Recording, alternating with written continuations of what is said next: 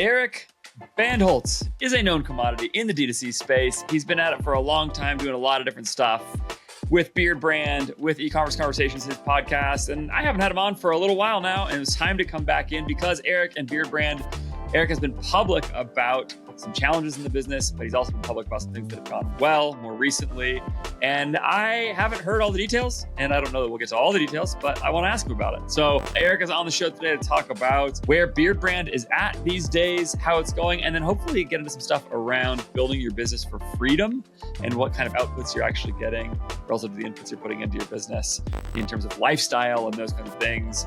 You know Erik, he's one of the more interesting and iconoclastic thinkers in our space, in my view. I really like talking about this stuff. Let's get into it with Erik Bandholz from BeardBrand right now. Erik, how's it going, man? Good to have you back on. What is going on, man? That was aggressive. Yeah, well, that's how I roll. That's the energy. I was excited for this podcast. I told you before we hit record, I got a little surprise for you. I've never seen you without a hat on. So I figured since you're wearing a hat, I got to wear a hat. And, I'm rocking my alumni school. So anyone who gets offended, this is where I went to school.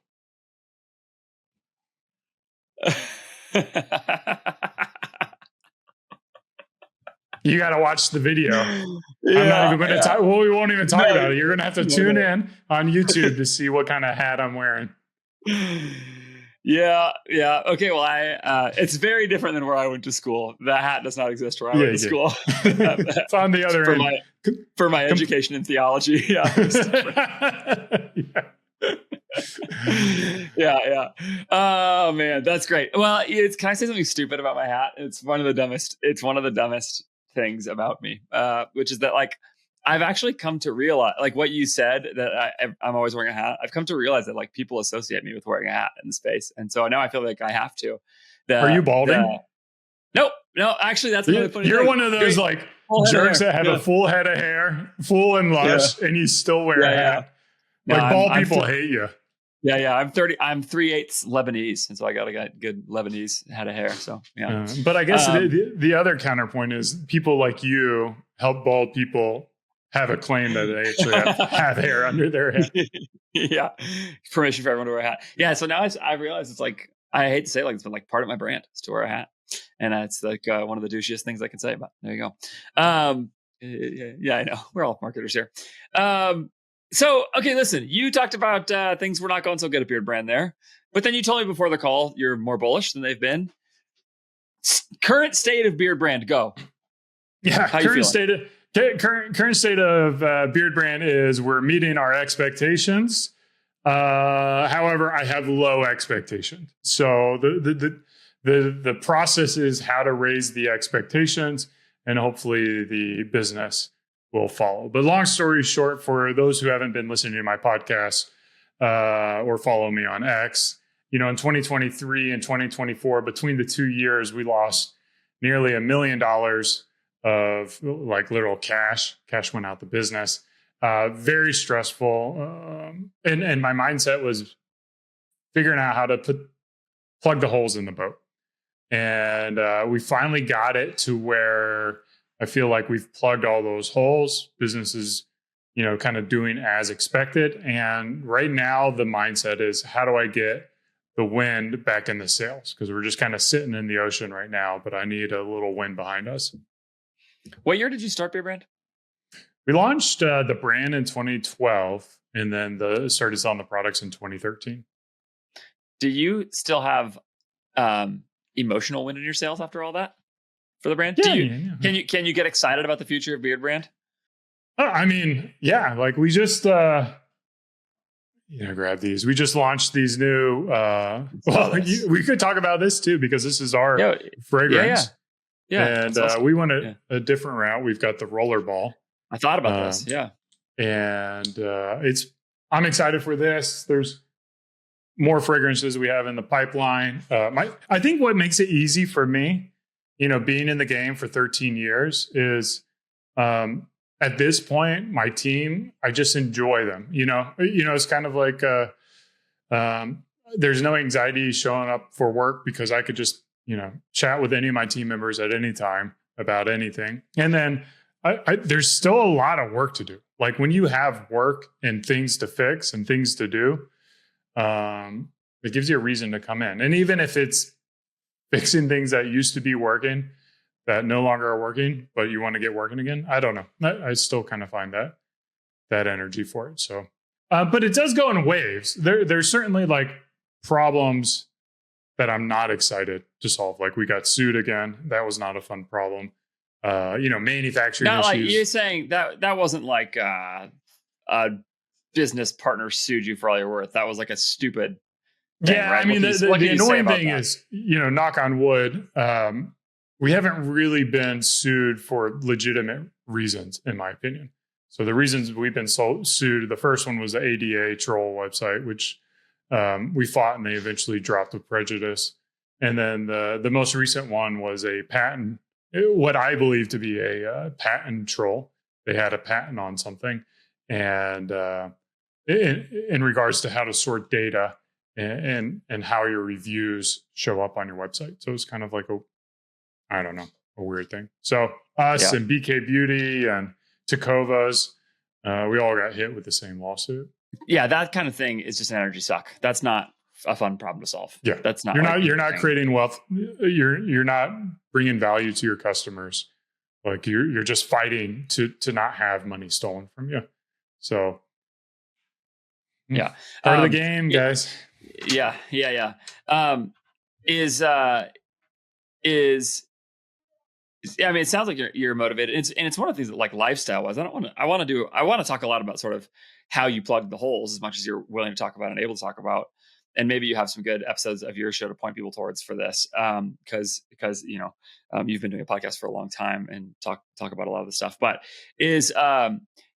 I am curious, like, you mentioned this idea that, like, you like the people you work with and it's still fun to show up and solve problems. And I think this is like an underrated thing about work in general, which is that it's like work is weirdly life-giving. Like it actually doesn't sound that awesome to sit on the beach all the time to me, like, I mean, it sounds nice for a few days, like for sure. But like, but the idea of like doing things to solve problems is actually good and humanizing and dignifying to like my sense of self, and so like, even when I think about my businesses, like I have sort of two, and one of them is still in the incubation stage, but that it's like the goal. I don't have any goal around like building for an exit so that I don't have to work. Like, it's like, well, I'm assuming I'm going to keep working. I might take some time off if I had an exit, but like I have no intention of like that being the end goal. And anyway, what you're saying makes sense to me in terms of my experience with work. I think I'll echo that. Work is a gift, and I view work as a gift. Now, it's not always fun, and you're not always working on the things that you don't want to do. I think a lot of people who are driven to sell a business or feel the need to sell a business have built a business in a way that doesn't bring them joy. They've hired the wrong people. They have the wrong business partners. They've took on debts or equity partners that weren't the right move. So what happens is these operators and owners are literally tied to the business. And there's this feeling of, like, we talk about freedom, all of a sudden when your business becomes handcuffs and locks you in place and gives you nothing, absolutely, that's a tough spot to be in. And I can imagine how anybody would want to get out of that. Yeah. Okay. Let's talk about, well, gosh, we should, I want to come back to that later. I want to talk about your business a little bit. Let's do that. Okay. What holes did you plug? What are the big ones, and what can you talk about? You could talk about it big picture. You could talk about it detail, whatever you want. But like, what are the big holes that got plugged? Yeah. So, I mean, long story short, we made a lot of changes all at once. So we didn't really know what we broke because we did so many changes. The big ones was that we lost Target. So to plug that hole, we relaunched on Amazon. Amazon's done all right, but it's not done the level that I think it could do. It's not even doing what Target was doing. So there's opportunity there. We had excess inventory that we unloaded. And unfortunately, it's like when you have too much inventory, not only did you pay to produce it, but you have to pay to destroy it. It's just like this slap in the face. So we cleared through like a lot of bad inventory. We relaunched in these really cool aluminum bottles in larger sizes. And the thought process or the problem that we were trying to solve at the time was our manufacturers kept on giving us higher and higher MOQs. So what we wanted to do is start winning on volume. And to do that, we justified lowering the price, increasing the quantity. And that I think we ended up shooting ourselves in the foot, because when we did that, the people who are going to buy from us at a higher price still bought from us at a lower price. But oddly, the people who saw the price drop and the packaging change, they assumed that we were watering down the products and the quality of the products, even though the formulations were staying effectively the same. Price just inescapably signals value. It just does. And so you have to price for margin, but you have to price also for marketing. And I remember when I was working with Bamboo Earth, skincare brand, we had this cactus concentrate product that they still have, still top seller as far as I know. And, the margin is just out of this world on that product. And I've heard people sort of, be upset about how, the pink tax, that kind of idea, just like that women pay so much more for these things. But the truth is, if we lowered the price on it, people would have to pass along more margin as an act of love for customers or something like that, because we thought it was fair. Customers would have thought it was worse. They just would have. And it's just like, and there's just no escaping that the price value signal. That's it. I mean, I wouldn't have necessarily predicted that for what you're saying, but it is interesting that the risk of doing that came true. I think there's, if I was a better operator and I could, run a business at like leaner margins, or if I was willing to reformulate to maintain the margins and actually lower the price of the products, like maybe that could have worked out and we could have like hit larger scale and a larger audience. But at the end of the day, the things that we do well, storytelling, photography, relationships, those are generally pretty expensive things to do. And, we should just lean into what we do well and sell a higher product, sell a higher margin product.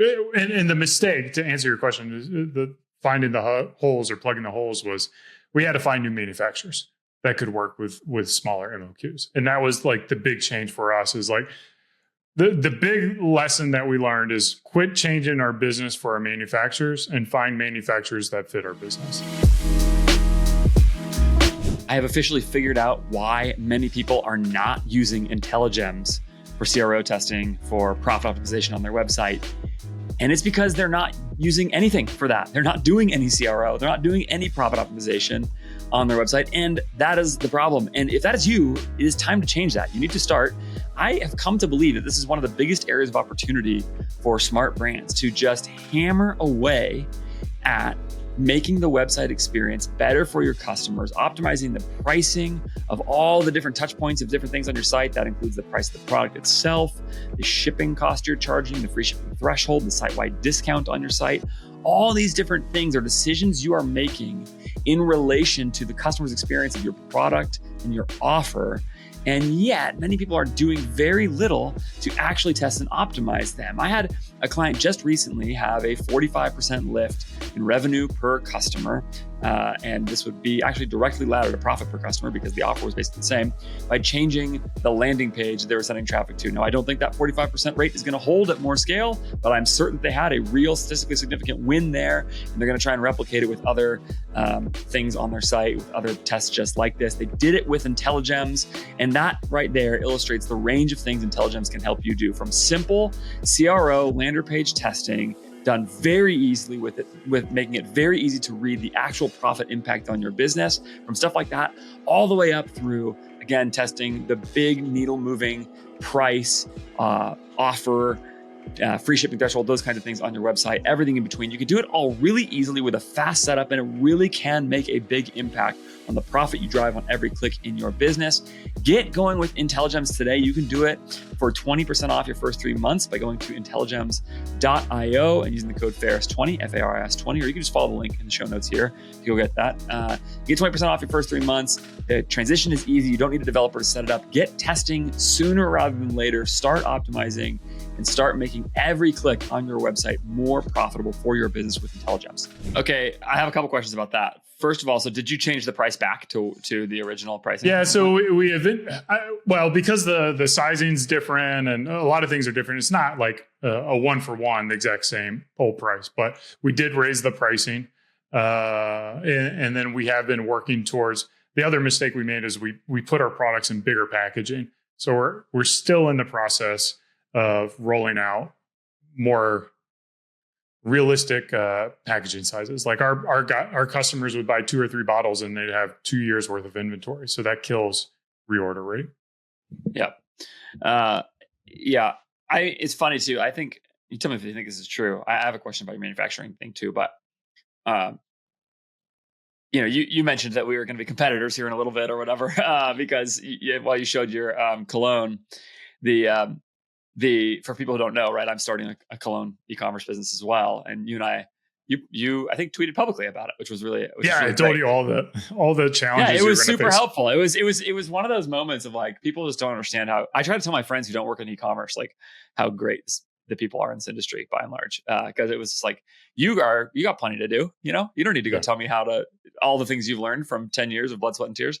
It's like, but you did, and it's just a very kind thing to do. I think it's a huge market. So, and I think like, of course, men's cologne is actually like a lower barrier to entry than like beard oil or skincare or shampoo and also that's why I was so willing to talk publicly about my financial design for the business and what the company is and some of that, because I'm not worried about some the big designers are selling the bulk of the stuff. They don't care. So if more beard brands, if you guys develop a really successful cologne line and it's got a different delivery mechanism than a spray bottle, it's a win for me as far as I'm concerned. It opens up more potential customers to a different way of doing cologne. Anyway, why was I saying all that? The funny thing is, you said opens up. Now you're starting to use like fragrance lingo. So like now that our allergies, I talk about like growing all the time because of beard growth, so like your language is inadvertently going to start using these kind of things as you speak. Yeah. I remember what I was gonna say. I think a lot of the repeat rate in a category like that is actually not refill. It's people getting new scents and things like that. It's essentially like adding to their collection. It's almost like a more enthusiast purchase, and exploring kind of purchase. And I'm curious if you'll experience that with your cologne line, and maybe not so much with beard oil, but like, yeah. No, I mean, like, there's a reason why we have 7 fragrances right now. So, and even of the beard oil. Of all of our products, like we're okay, yeah. And granted, like we're going through phases. So we actually had our customers vote. We do a lot of limited edition fragrances as well, which is a lot of fun for our customers. And we let them vote on the 4 most recent limited edition ones, which one they wanted to make a permanent addition to our product. So we're going to be rolling that out this holiday season. And that will be added to we call it our obsidian line or black line. So it's exciting to roll out those, and the customers love it. Like, I think I overcomplicated the business to a certain degree. I probably should have just had beard oil and 1,000 different fragrances or a bunch of limited edition stuff, rather than try to do the whole like men's grooming thing, because like it's so much easier for us to just roll out a new fragrance. So why not do it? Why not do that now? Why not change the business to do that? I don't know. You just said it was a good idea. Go do it. Well, there's a lot of things I thought were a good idea. Not being a good idea. Yeah. And I think speaking of like the holes that we did, one of them was we killed 3 fragrances back in the day, to kind of hit those MOQs. And that upset a lot of customers who, while some customers like to try different ones, some of them are like, this is my fragrance. And the minute it was gone, BeardBrand was dead to them. So there's a bit of risk of that, where you get some customers who are like, I am the BeardBrand deodorant guy, and once the deodorant's gone, then, I'm gone. And it's like, well, we already produce it. We already manufacture it. We already have manufacturers that, produce it in the way we need to produce it. So we're not tying up, there's always a little bit of brain energy and stuff, but we're talking about like 9 products here at BeardBrand. We're not talking about 100,000 products or 1,000 products. Yeah, that makes sense. So you ended up bringing them back? No. Oh, you didn't. No. Yeah. So we launched new ones. So we're just trying to create new ones. The new one is a Norse winter, which we'll be launching. It's got this Scandinavian vibe to it. So our customers dig that one. And then we'll do another black line. So our black line, we killed kind of more of like it's funny, like in doing this for 12 years, we learned a lot on how to develop fragrances. And the first fragrances we developed were literally just kind of in my kitchen playing around with different ingredients. And then, we've leveled it up where I think our competitive advantage in the marketplace is our ability to develop incredible fragrances. And I think that's who does that for you now? Is that still internal? You guys have a fragrancer that is like contracted? Yeah, so we develop the concept of what we're going for and how what the notes are going to be. And then I used to kind of like roll up my sleeves and do it, but we'll work with a perfumer, maybe multiple perfumers, depending on how successful they are and getting close to our vision. So there's a lot of back and forth, and it's a slow process, unfortunately. I'd love to just go up to a perfumery and just be like, no, we're off this bit. Let's tweak it here. Let's go there. Yeah. My biggest fear in starting my business probably is that our fragrances will be bad and we won't know it because we're not good enough at it yet. Which I think is very possible. So we'll find out, but just got to launch and get feedback, but we'll find out. I think there, as you mentioned in your post, give you some more advice, but fragrance is subjective. So totally. It's not a bad or good thing, but it's like, what would be bad is your ability to describe it and create that experience to be able to resonate and connect with the right intended audience who is going to be drawn to that type of fragrance. You have heard me talk a bunch on this podcast at this point about RICHPANEL, and I'm so happy to do it because operators of all sizes, over 2,000 stores at this point, are using RICHPANEL for their customer service help desk software. And the entry point for so many of them is extremely simple, which is that RICHPANEL guarantees at least 30% savings if you switch from Zendesk or Gorgeous to RICHPANEL. So you're just going to get software that is going to be more affordable for your business. And so you wonder, like, does that just mean it's worse? And the answer is no. RICHPANEL has been built from the ground up with AI, and AI obviously can and should make a huge impact in the experience your customers and customer service team have with one another and with your website and with your product. That's because AI is so good at helping formulate answers to repetitive questions, to questions where there's a very clear knowledge base, et cetera. And so an AI-first customer service platform makes all the sense in the world. That's also why brands that switch to RICHPANEL see on average a 30% reduction in total customer service tickets because their AI self-help portal on their website is so good, which means customers are finding answers to their questions faster and easier than combing through long FAQ sections and customer service forums on your website.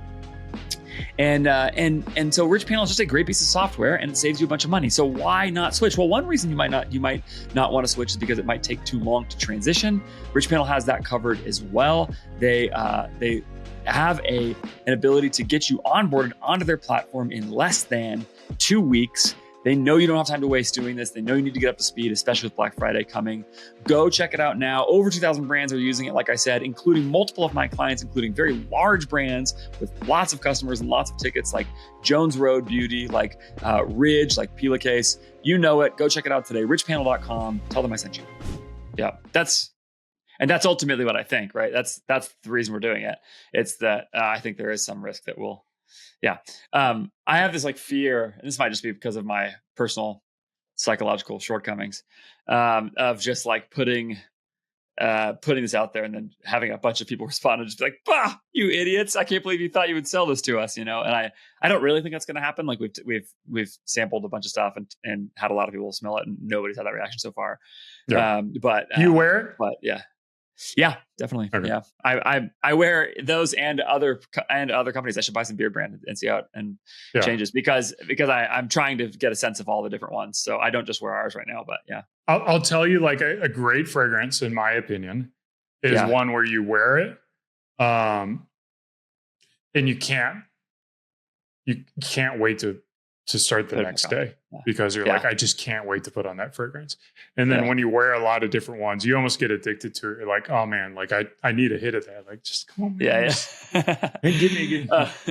So that's, in my opinion, like there's a lot of things that smell nice and they're pleasant, but they're not like, you're just not like, oh, give me that note. Give me that note.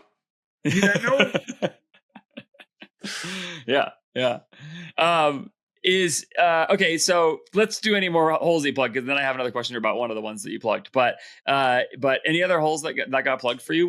There were some like major operational changes. My business partner had another baby, and we agreed to let her step down and focus on that. So I took over operations as well. So I've been doing ops and marketing. I wouldn't really call that a hole, but it's kind of a change. That's a big deal, though. Yeah. Yeah. So it's it's been challenging, wearing so many different hats. I don't know how solo founders do it. At least, we still have our regular calls.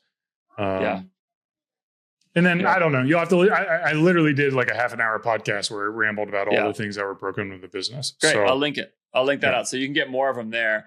I don't know if you are willing to talk about this or if you did talk about it there. I haven't listened to. So the one that I saw publicly that you posted about was a growing number of subscribers. You had tweeted about that at one point. That's actually the thing that caught my eye to invite you back on. I was curious to hear about that. Can you tell me about that process a little bit? Did you identify this as an area of focus? If so, how did you identify it? And then what did you do about it to grow that? Like what, you mentioned sort of a renewed focus on it, but you didn't say much more about it. I'm just curious if you talk more about what went into the decision and then also the execution. Yeah, I think there's, so for reference, if you follow me on X, I posted, we broke the 10K subscription mark, which was pretty pleased with. In the peak of our business, like we never got over, I don't know, like 2,000 or 3,000 subscriptions. And it was never an active focus for us. I do have conflicting views on subscriptions. I think like, if a great product and good email communications and a seamless buying experience it is probably like 95% as good as a good subscription service. And then when you factor in like the lack of margin that you have to give up to incentivize subscriptions, then, you could probably even argue subscriptions aren't necessary. Like, so I think there's a lot of hype is like, oh, I got to do subscriptions. Well, our best years ever, we weren't really doing subscriptions. So we just had people coming back and buying us. But there is something nice to know about, those Monday, it's literally like paydays. So like the 15th of the month, the 1st of the month, or the end of the month, we'll see like big jumps in our subscription orders as people just kind of like readjust their reorder rate. So what we did is we've been working with Recharge, and Recharge rolled out a add to cart widget that I think was an incredible improvement over the one they had before. And that widget really allowed us to make that buy box more compelling, in my opinion. Are you on our website now? Do we pre-select? I don't know. I think we pre-select for the subscription right now. But we kind of tested like pre-selecting, not pre-selecting it. But I think we are like super clear, and there's like another kind of like acknowledgement that they're subscribing, because the thing that I don't want to do is get a bunch of people to subscribe and then cancel or be upset or angry. So I think it's a pretty transparent experience. They might have to pick the reorder rate. That's what it is. So it's like pre-selected, and then do you want it every month, 3 months, or 5 months, or whatever. See, I got it pulled up here. That's a nice, there's a cologne. Really, really clear the subscribing. I think it's really good. So my support team doesn't say anything about, people being upset or subscribing. I think it's pretty clear in there. And that widget's been nice. So I heard somebody put subscriptions this way to me once in a way that I thought was compelling, which is like, it's like the reason subscriptions work is just the simple matter of changing the default. Are you defaulting to buying, or are you defaulting to not buying again? Defaults are really powerful. The famous example of this, of course, is like defaulting people into their 401k contributions.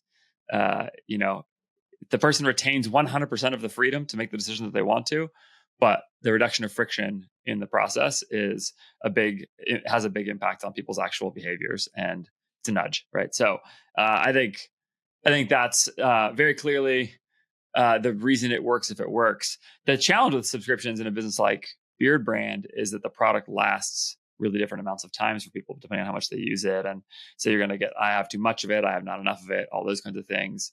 And I'm actually really compelled as one potential solution to that by the idea of membership for some brands, where it's a similar concept where you get the savings, but it allows and you're defaulted into the repurchase, but it allows you to do that on your own timeline. I've got one brand that's done that recently, where they've got a membership focus, a membership approach, and it's been really good for them. It's been better for them than subscription, and it's for the same reason. It's that you're constantly running out or not having enough because of the delivery timeline. And this is an underrated thing about the reason that supplements are such a good business. Is that it is the perfect D2C business in a lot of ways, but one of those ways is that it is perfect for subscription, because if it is like take one pill every 30 days, well, you know exactly when you need your next one. And so subscription is the perfect mechanism for it. And if the product works and provides value to the customer, and I believe lots of them do, lots of supplement companies do, I know it's easy to make nonsense up, but I think lots of them are good. And so that mechanism where it's delivered to your door, which is also what D2C is, at the exact right timeline for a discount, et cetera, is just perfect for the whole model of D2C.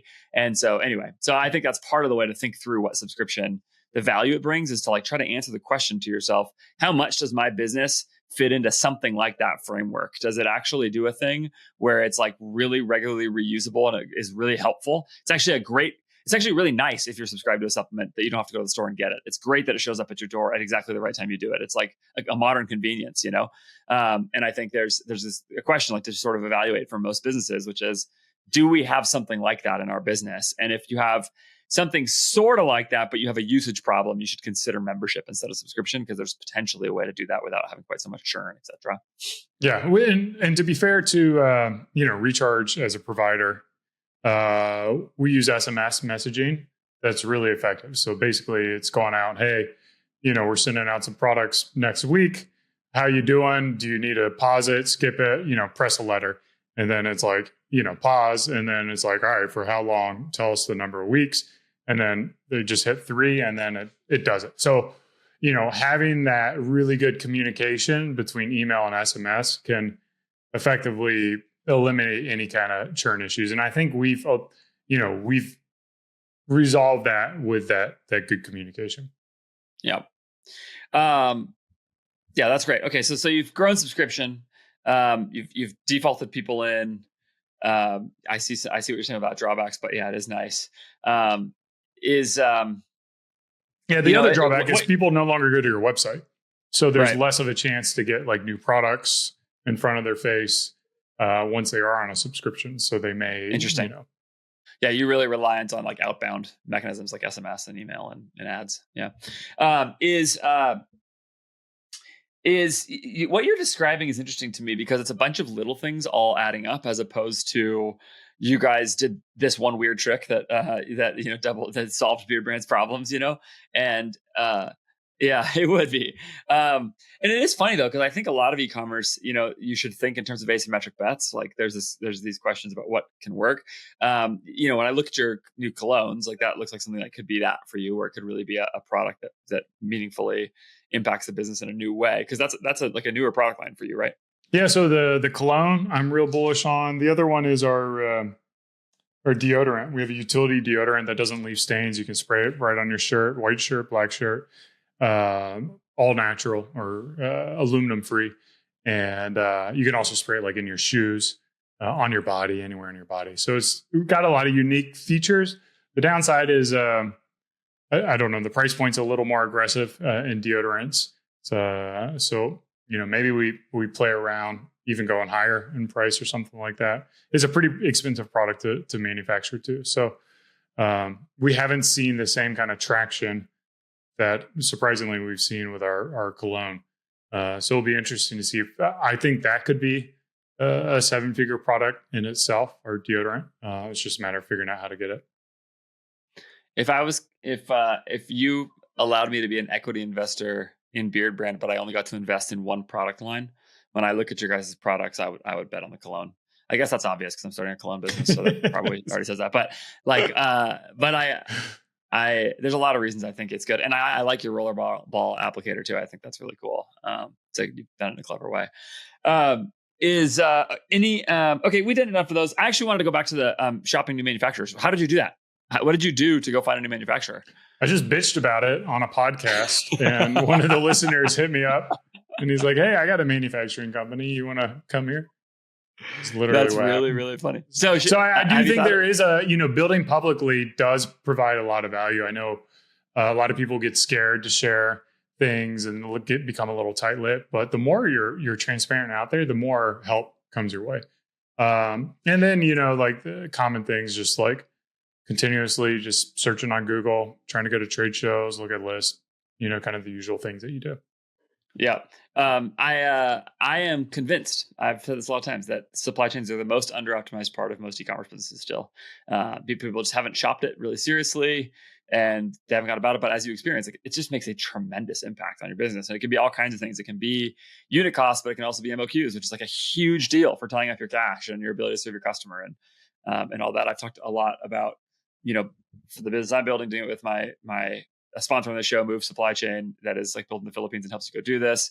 And just like, this is part of the reason I'm like actually really bullish on that company and tell them that all the time. And like, those are friends of mine who are like, at this point, who I have a real relationship with. And one of the things I always try to tell them is like, I think if you guys can just break through people's just busyness and whatever else about this and sort of become a known commodity in the space, it's going to be good because people are so under optimized here. There's very low hanging fruit. It's like when I look at a meta ad account that like a person has been running with 6 months of experience and it has no idea what they're doing. That's like what I feel like a lot of supply chains are like. Yeah. Like I can make big swings very fast, When's the last time you got 3 quotes from different manufacturers? So right. Yeah, this is exactly right. What I said publicly and for the business I'm building is they sourced 60 product packaging manufacturers, reached out to 45, narrowed it to 15 and got, it was like, I just guarantee you most people have not gotten 5. Like it's just, yeah. And that's the thing that I always say is like, there's like really big opportunity there when you do this right. I have another brand that I'm friends with who's like, oh yeah, I finally shop manufacturers and I'm going to cut my COGS in half. And it's like, well, that's going to revolutionize your business. It's like, it's really hard to overstate how much of an impact that's going to have, So yeah, there's just huge wins to be had there. I'm glad to hear that you guys were able to see that. Okay.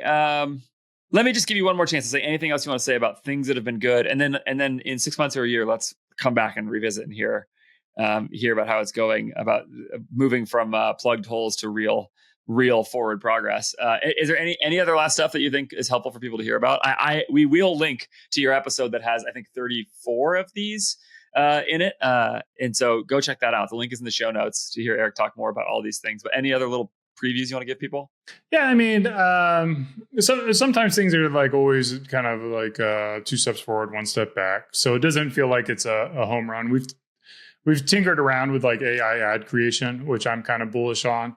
I feel like we've got a pretty unique angle and perspective on it. Yeah. I say a lot of our winning ads have been AI based, and we're doing my recommendation right now towards the end of 2025, based on the technology out here, is I think if you're using AI to replace things that are like normal, like if I could just get a normal actor in a normal studio or in a normal product shot, I think those are going to lose because people can still tell they're AI and they just get angry about it.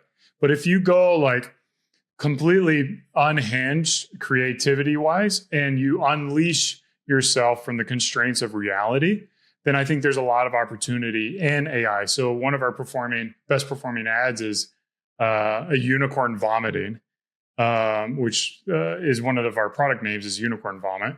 And clearly it's AI. We're not trying to mask the idea. I mean, I can't hire a unicorn. Like they literally don't exist. And then to get a unicorn to vomit rainbows would be even harder.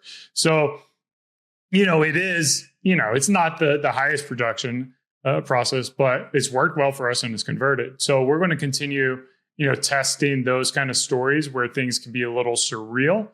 Babies talking, animals talking, stuff like that, and see if we might be able to get a little more engagement in those ads and get them to convert. Yeah.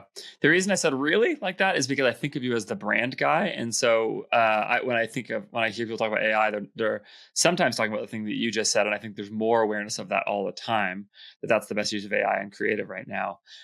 What I think, anyway, when you say that, it does not surprise me. In 2023, I had to throw away a lot of my strongly held beliefs. Part of keeping the business going is just like, we got to do what we got to do. So well, and I think what you're talking about is exactly the right use of AI and creative. I think it's at least one of them. I think it's really good. Okay, great. Then I want to move over to a different thing, which is you have been public about two things. One of them is that BeardBrand has struggled over the last couple of years. Another one is that you are building for freedom. That's the thing you want is freedom, and that's the way you've designed your life. So I think you and I have actually some similar ideas about the place work holds in our lives and the value of money and the limitations of money and some of those things. So I won't put my ideas on you or assume too much about what you believe about these things because we really haven't talked that deeply about them. But I do think there's an interesting question here, which is like, in fact, is it possible that by not building a bigger business more aggressively earlier, you actually cost yourself freedom?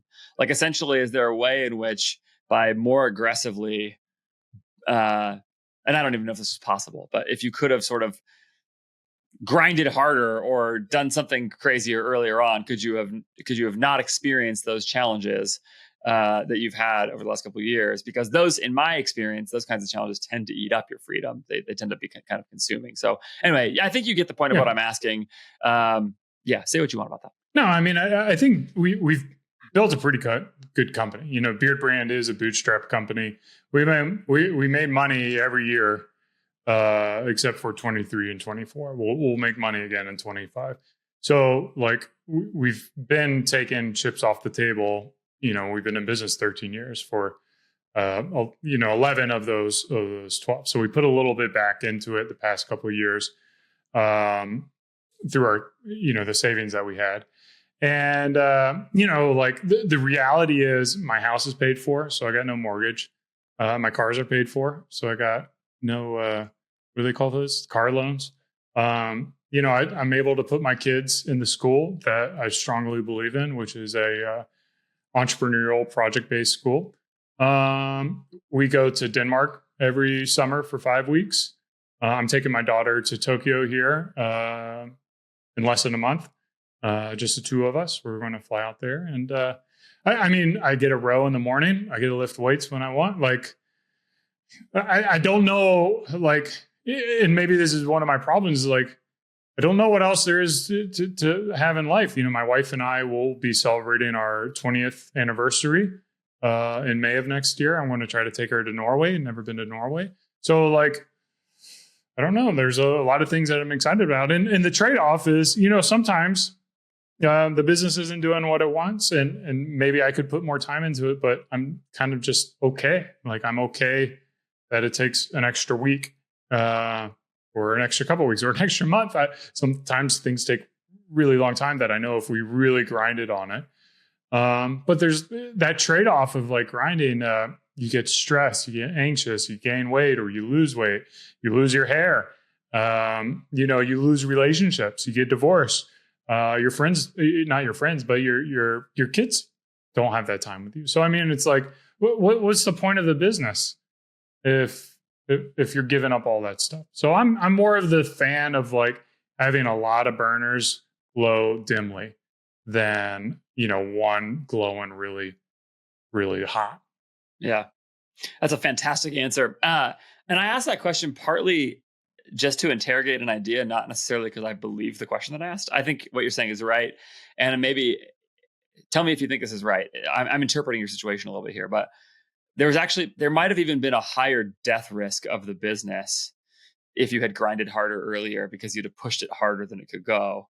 And, and if you had actually killed the business completely, like essentially you were able to sustain 2 years of loss precisely because you had grown comfortably before, it sounds like, in a way where you had some savings you could dip into and you had some ability to sustain the fallow period, and that's my sense of it. And that means that when the hard times came, which they inevitably do for every business, I think, you were okay. Yeah, I mean, so the reality is, like, there was a period of time early in the business that we wanted to take over the world. We flew to Australia. We were trying to figure out how to distribute to Australia. We had a fulfillment center in Belfast in Ireland, Northern Ireland. My business partner and I were, we were very close to not being on speaking terms.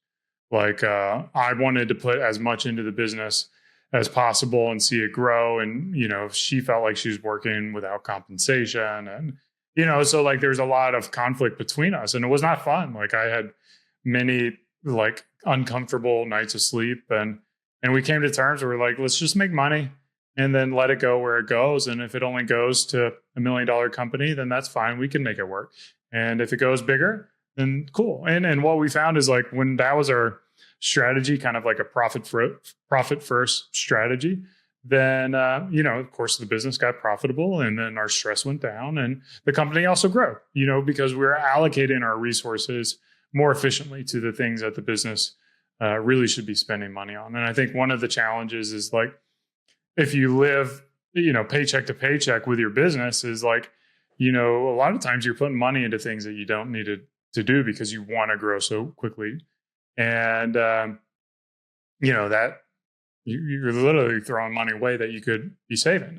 And for us, it's nice. We don't have any debt in the business. I don't have any debt personally. I don't know all my business partners' relationship, but we all kind of like think the same and operate the same way. So, like, when the business hit hard times and I had to take a haircut on my salary from the company, like, to help the company move forward, like, I've been able to live off, my personal savings. And that's just kind of a nice, it's not nice that I have to do that. I don't enjoy doing that. But the fact that I can do that means that the business can survive. And sometimes part of business isn't growing. Part of business is surviving, living to see another day, and being in the game, whether or not the game's going your way. Yep. It's really good. I mean, I'm in this stage of things. It's part of the reason I wanted to have you on. I'm in the stage of things where, I brought Patrick Cadu into my business as a COO, a business partner. I'll have him back on soon. We'll talk more about that. But we talked about that some. Patrick quite well, and we had this conversation at his house a few weeks ago. We were talking about, like, okay, well, we're doing EOS. Like, what's our 10-year goal? What's our 3-year goal? And I'm still not quite ready to share those things publicly, but it has brought up this question of, like, am I trying to create an exit? But to me, the answer to that question is actually nested into a different question, which is, like, what's the meaning of life? Like, what am I trying to accomplish? I have a little suspicion right now that a lot of the reason people struggle with some of these things in businesses is because they don't have a very strong answer to the meaning of life question, or to, like, what they're trying to do. Like, the way you just answered that question was very much like, listen, here's all the things that I have and that are good. What more is there in life? You actually use that phrase, I think that's a really good way to answer the question, which is, like, these are the things I care about. My wife and my relationship with her 20-year anniversary, my relationship with my kids being really good, getting to be physically healthy in a place that I want to be in, and do things that are physical exertion that I enjoy, work on a business with people I like. I think that's interesting. And I think what it allows you to do, this is actually a way I've conceptualized this for myself. I don't know if you've ever thought explicitly in terms of this framework. I'd be curious if you did. Is it possible to build a business from a place of contentment instead of from a place of discontent? Because I think, like, a lot of the times the people are building towards something because they are not happy with the way things are now. But could you actually build a great business out of a place of joy and contentment with the way things are now? And that actually becomes the launching pad for what you want your business to do. And I mean, obviously the answer to some degree must be yes, right? It can't be the case that you have to be discontent to be a good entrepreneur. But that's like the way I've started to kind of think about this question is like, if whatever my goals are, I don't want them to come from a place of lack. I want them to come from a place of like joy and contentment, and then let that create potential, the gift of work, like you described earlier, to do the things I want, which is a joy and a privilege of like, I have enough so I can do that. I'm not scrounging to feed my family or anything. And so I recognize there's plenty of people who simply don't have that option in life. And I'm sympathetic to that, but at least for where I'm at, that's the way I've conceptualized it. Yeah. I mean, Mondays are like my favorite day because I get to work, and I get 5 days of work coming up, and weekends can be tough for me actually. So I do enjoy work. I enjoy, if you're not in the game yet, I want to remind you, entrepreneurship is simply a series of identifying problems, prioritizing those problems, and solving those problems. And it never ends. So if you don't like that, do not become an entrepreneur. Like that is your job. And I enjoy that. Like I enjoy discovering ways that I can fix things. And then, setting up the processes to fix it. And then for me, it's more working with team members who are better at executing than I am, because I'm kind of flighty, move on to the next thing.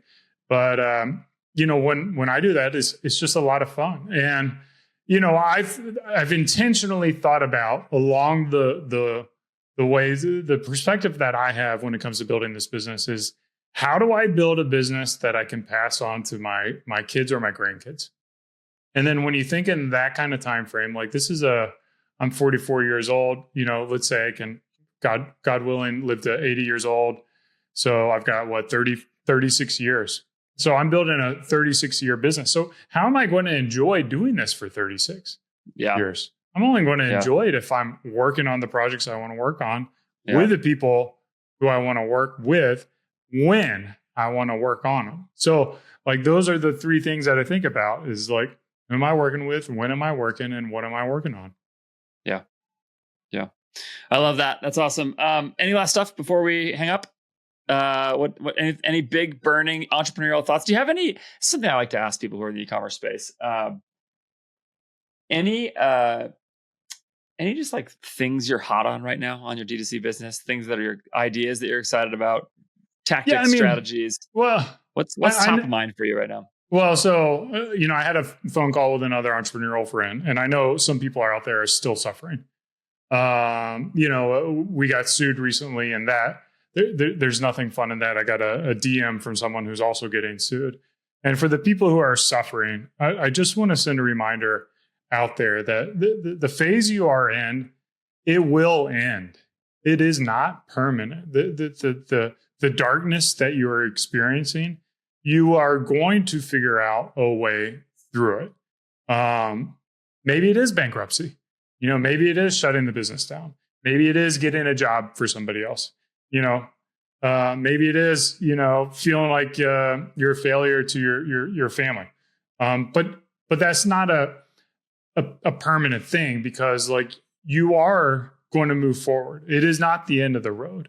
There are ways out of everything. And I've talked to people who have gone through bankruptcy, and I've talked to people who had, 6 and 7 figure losses in debt and just obligations that they had to work through. I've talked to people who are now bedbound, for the rest of their life, and they're finding, new joys and new creativities that they didn't know, who used to have a 7-figure business and now are literally living in a nursing home and finding love in that. So the life is tricky, man, and women, men and women out there, but it does end. And the other sad thing is it does end. So like, we're going to get old. Our kids aren't going to talk like kids anymore. They're going to start talking like adults. They're not going to want to sit on your lap anymore. You're not going to be able to hold them anymore. So enjoy it while you can. I think that nicely summarizes why I'm trying to build from a place of contentment. Is like, I've mentioned this anecdote before, but the quarterback Kirk Cousins, I've heard, I don't know if this is actually true, but I've heard that he counts birthdays backwards. Like he does his birthdays like on the assumption of when he'll die. And so it's like he counts down instead of counts up. And as a like annual reminder, I don't know, maybe he counts up too. I'm sure he knows how old he is, but he as a regular reminder that like that he wants to live in light of that. I think it's good. I think it's a good practice. All right, man. Well, we've covered all the big stuff. We've covered subscription. We've covered the inevitability of death and a lot of things in between. Wouldn't be a conversation with Erik Bandholz without hitting a couple of those big topics all at once. I appreciate it. Thanks for your time. Thanks for having me on.